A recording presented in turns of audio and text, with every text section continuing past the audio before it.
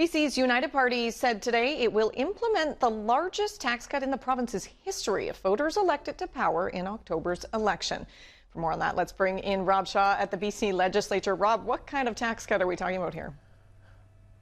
April, a big tax cut. BC United today saying it would eliminate the provincial income tax for 60% of British Columbians by raising the income exemption threshold to a point that people earning minimum wage and many seniors wouldn't pay any tax at all, potentially saving others thousands of dollars. It's a big swing by a party really looking to attract some attention with voters. Here's Kevin Falcon today.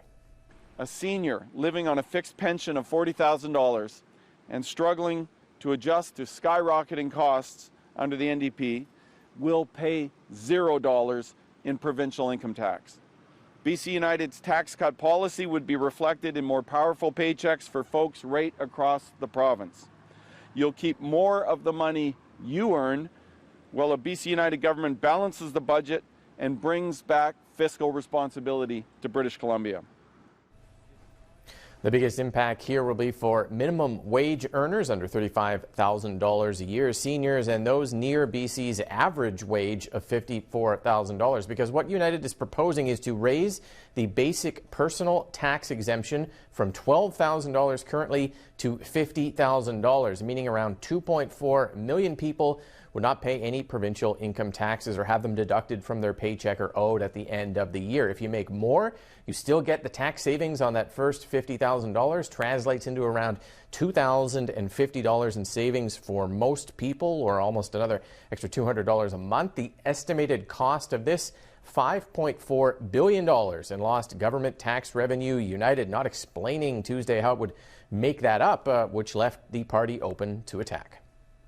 What Mr. Falcon has proposed is quite an extreme and radical proposal that would require cuts to the provincial budget. Here's what that means.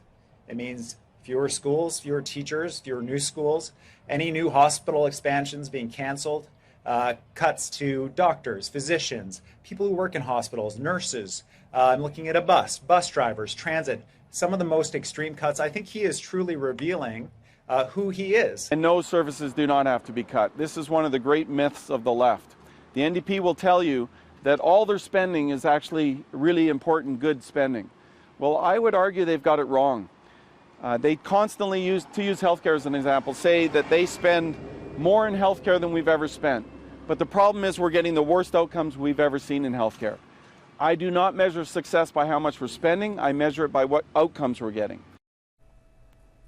Typically, we would see a promise of this magnitude in an election to drive up that voter support, but the times are so dark for the BC United Party. They are putting it out now to try and get some attention. Mixed reaction here, April. You have the left-leaning economists saying that this will lead to cutbacks, the right-leaning economists saying pretty good idea. Falcon is promising a full financial plan in the election to not only cover the cost of this, but get the province out of deficit within the first terms. That's more than $10 billion in money he's got to find somewhere. We will see when that comes, if it is a realistic plan.